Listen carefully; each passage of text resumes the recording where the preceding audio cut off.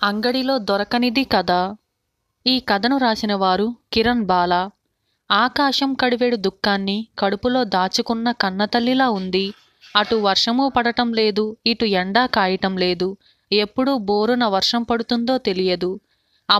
అమ్మొచ్చింది. పెద్దగా అరుస్తూ వచ్చింది పాప. ఎదురుగా వాకిట్లోకి వెళ్ళి అమ్మ చేతిలోని సంచిని అందుకుంటూ బాగున్నావా అమ్మా అని అన్నాను. తల ఊపింది అమ్మ.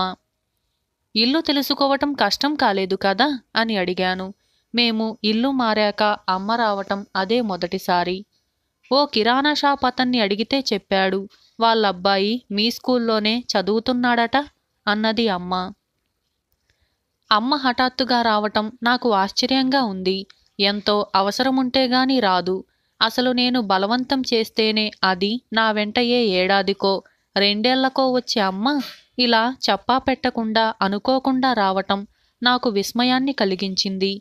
ఏమన్నా అడిగితే నొచ్చుకుంటుందేమో అని ఊరుకున్నాను. బాబేడి పాపకి తాను తీసుకొచ్చిన పళ్ళు ఇస్తూ అడిగింది. పక్కింట్లో ఆడుకుంటున్నాడమ్మా అని చెప్పాను. పాప పరుగున పక్కింట్లోకి వెళ్ళింది. 5 నిమిషాల్లో బాబుతో తిరిగొచ్చింది.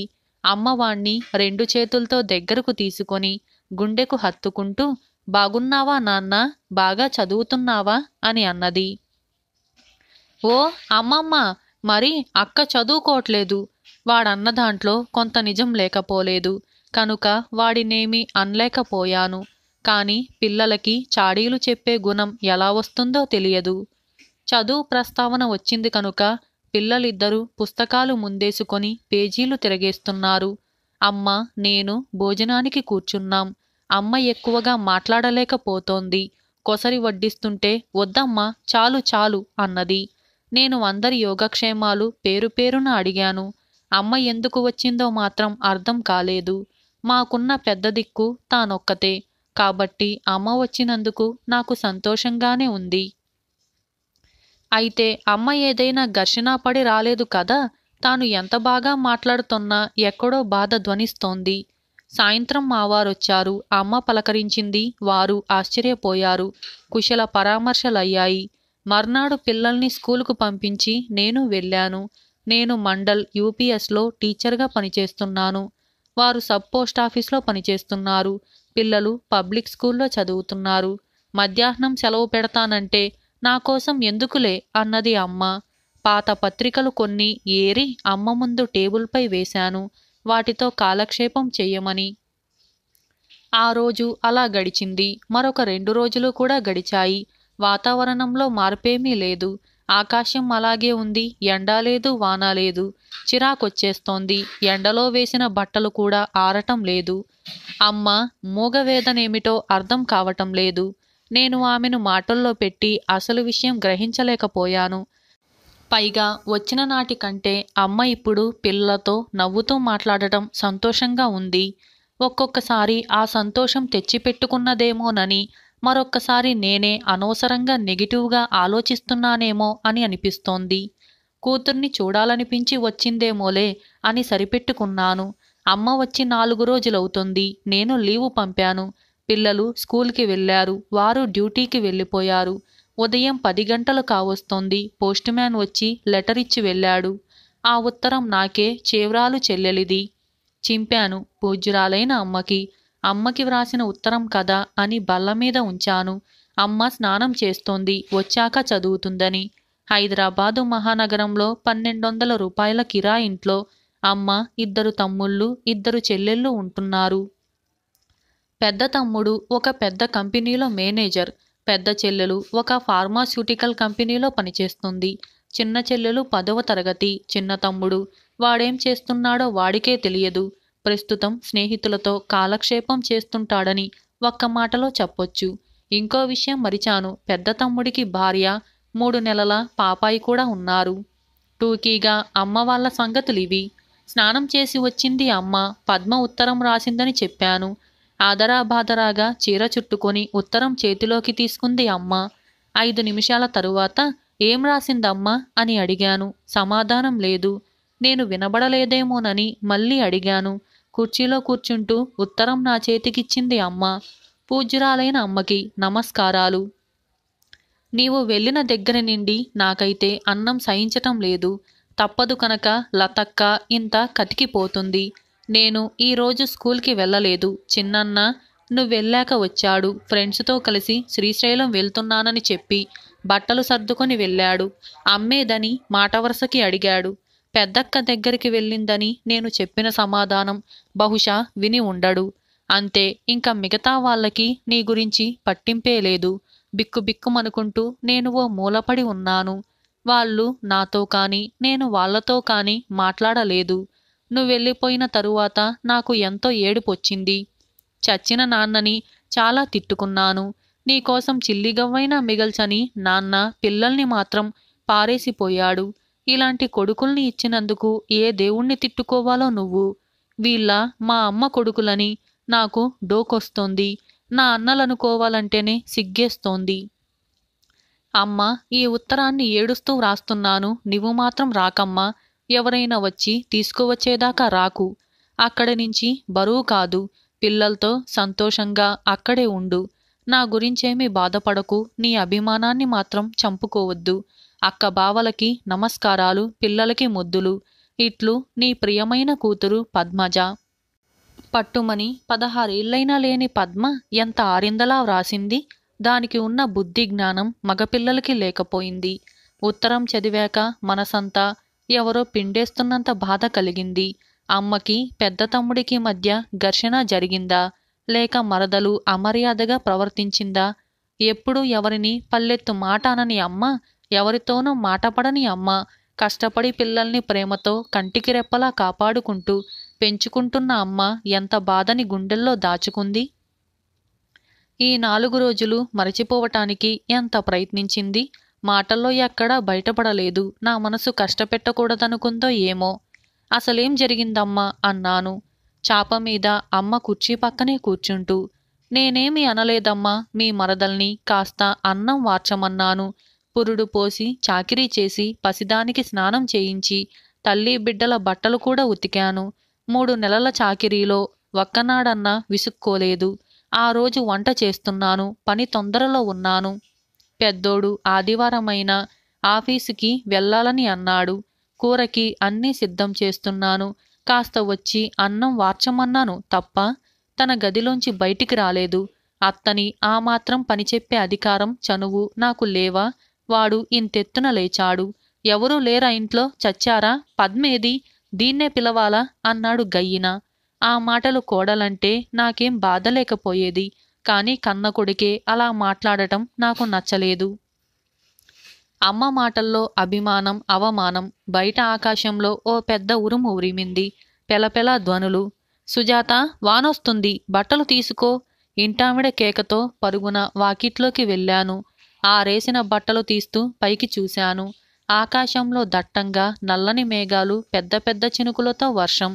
అంతా చీకట్లు కమ్ముకున్నాయి. 4 రోజుల నుంచి మబ్బు పట్టిన ఆకాశం ఈరోజు వర్షిస్తోంది. లోపలికొచ్చాను. అమ్మ వెక్కి వెక్కి ఏడుస్తోంది. అమ్మ దగ్గరగా వెళ్ళి తలమీద చెయ్యి వేశాను.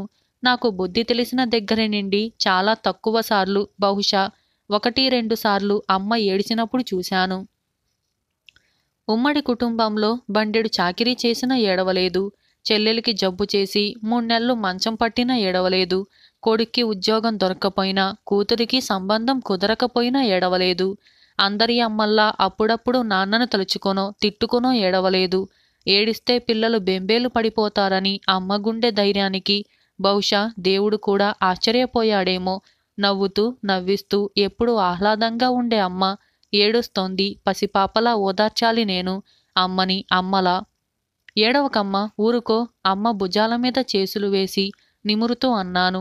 అమ్మ నా 2 చేతుల్లో తలపెట్టుకొని రోదించింది. నేను ఊరడించబోతే దుఃఖం ఎక్కువవుతుందని మిన్నకుండిపోయాను. నాకు ఏడుపొస్తోంది. నా చేతులు అమ్మ కన్నీళ్లతో తడితడిగా బయట ఆకాశం కూడా బోరున ఏడుస్తోంది. ఏడవని. ఇన్ని రోజుల హృదయతాపం అమ్మదైనా ఆకాశానిదైనా కరిగి కన్నీరవ్వని. కాస్త తేరుకున్నాక అమ్మ అన్నది. వాణ్ణి నేనేమనలేదు. వాడి ఎన్ని వేదవ్యేషాలు వేసినా కాని కడుపులో దాచుకున్నాను.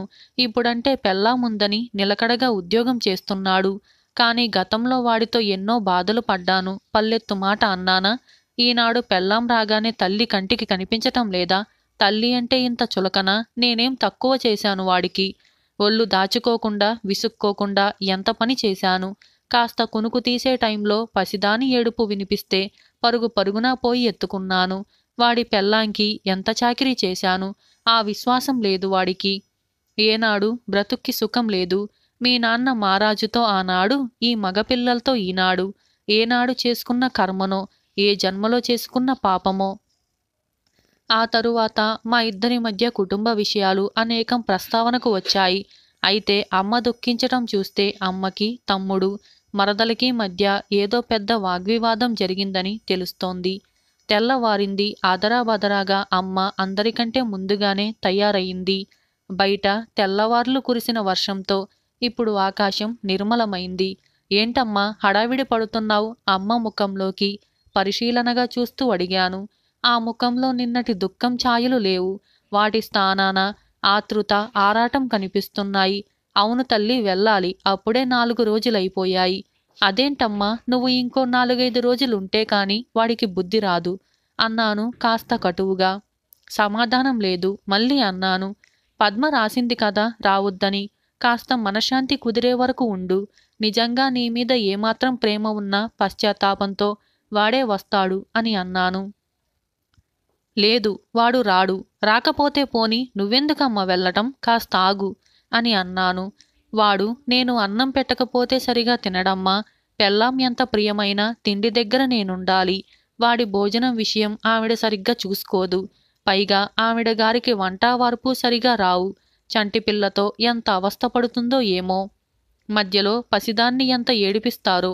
వీళ్ళిద్దరి మధ్యలో పద్మజ హైరానా పడుతోంది. లతక 2 బస్లు మారి కంపెనీకి వెళ్ళాలి. పొద్దున్నే టిఫిన్, వంట కావాలి. అక్కడ తాను చేసే పనులన్నీ ఏకరువు పెట్టింది. అమ్మ చెప్పటం ఎలా ఉంది అంటే, తను లేకపోతే ఆ పనులన్నీ ఎవరు చేస్తారని ప్రశ్నించినట్టుంది. వాడికి నేను దగ్గరుండి అన్నం వడ్డించాలి. అమ్మ అన్నం పెట్టమని నన్నే పిలుస్తాడు. నేను వెళ్తానమ్మా అన్నది. అమ్మ మాటల్లో ఎక్కువవుతున్న ఆరాటం చూస్తుంటే నేనంత చెప్పినా ఇక ఆగదని, ఒకవేళ మరీ బలవంతం మీద తనను ఆపినా మనశ్శాంతి కంటే బాధే ఎక్కువవుతుందని గ్రహించాను. వెళ్ళని, భోజనం చేసి వెళ్దువుగాని, నేనొచ్చి బస్సెక్కిస్తాను అని అన్నాను. అమ్మని బస్సెక్కించాను. బస్సు వెళ్ళిపోయింది. ఆలోచిస్తూ నడుస్తున్నాను. 14 ఏళ్లకే కాపురానికి వచ్చిన అమ్మ కలవారి కోడలు కలికి కామాక్షి లాంటిది. కష్టాలు, కన్నీళ్లు, పేదరికం, ఒంటరితనం అన్నీ అనుభవించిన ధైర్యం కోల్పోలేదు. ఈనాడు ఎంత బేలతనం. బహుశా రాత్రంతా సరిగ్గా నిద్రపోయి ఉండదు. తమ్ముడు గురించే ఆలోచించి ఉంటుంది. ఎంత త్వరగా క్షమించి వేసింది. నాకు తమ్ముడి మీద చాలా కోపం వచ్చింది.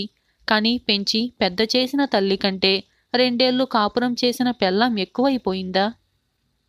ముందొచ్చిన చెవుల కన్నా వెనకొచ్చిన కొమ్ములు వాడి అనే సామెత అందుకే పుట్టిందేమో.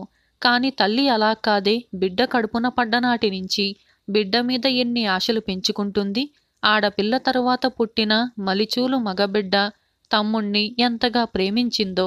అమ్మ ప్రేమని అడుగడుగునా చవిచూసిన తమ్ముడు అమ్మతో అట్లా మాట్లాడవలసింది కాదు. కన్న తల్లిని కష్టపెట్టి ఏం సాధిద్దామని. ఎంత బాధ, అవమానం ఫీలైతే వచ్చిందో అమ్మ. లేకపోతే ఎన్నడైనా పిల్లల్ని విడిచి ఎక్కడికైనా వెళ్ళిందా? కాని చెల్లెలు ఉత్తరం అందిన మర్నాడే అమ్మ వెళ్ళిపోతానని అమ్మ నిర్ణయించుకోవటంతో అమ్మ మనస్సు అర్థం కాలేదు. ఏదో కోపంలో వచ్చేసింది. నాకే విషయం చెప్పకుండా 4 రోజులు గడిపేద్దామనుకుంది. కాని మనస్సులో లేకపోయింది. తన చేతులతో వండి వడ్డించిందే పిదప తినరట. ముఖ్యంగా తమ్ముడు. అమ్మ పిచ్చిగాని వాళ్ళకేం వాళ్ళు బాగానే ఉంటారు. కాని తల్లి మనసు ఊరుకోదే. రమ్మని వాడు ఉత్తరం రాయలేదు. అమ్మ ఎక్కడికెళ్ళిందనైనా అడగటం లేదు. మరి అమ్మ పసిదాని గురించి, ఆ కొడుకు కోడలు గురించి ఆలోచిస్తోంది. తాను లేకపోతే వాళ్ళు ఎంత కష్టపడతారో అని. వాళ్ళు కష్టపడితే ఈ తల్లి మనసు ఊరుకోదన్నమాట. ఆహా మాతృమూర్తి, నీకు జోహార్. దూరంగా రేడియోలో కాబోలు పాట వినిపిస్తుంది. అంగడిలో దొరకనిది అమ్మ ఒక్కటే. నిజమే, ఎంత గొప్పగా అమ్మ విలువని చెప్పేశాడా కవి. 1000 వరహాలిచ్చినా అమ్మ ప్రేమకి ఖరీదు కట్టగలమా? వాతావరణం పూర్తిగా మారిపోయింది. వర్షం కురిసి మబ్బులు తొలగి ఆకాశం నిర్మలంగా అమ్మ మనసులా కనిపిస్తోంది. ఇలా అంగడిలో దొరకనిది అనే ఈ కథ సమాప్తమైంది. ఇటువంటి మరిన్ని కథల కోసం ఇప్పుడే మన ఛానల్ని లైక్ చేయండి, షేర్ చేయండి, సబ్స్క్రైబ్ చేయండి. Thank you for watching.